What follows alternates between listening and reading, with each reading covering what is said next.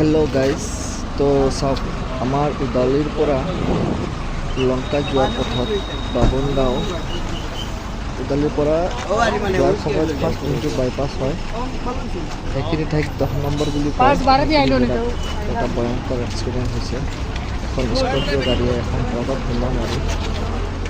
একদম অৱস্থা নাই যিয়ে নহওক মানুহৰ একো হোৱা নাই সব মই লংকাৰ পৰা অহাৰ মনটো বেয়া লাগিছে দেখি একদম সব কেনেকৈ হৈছে সব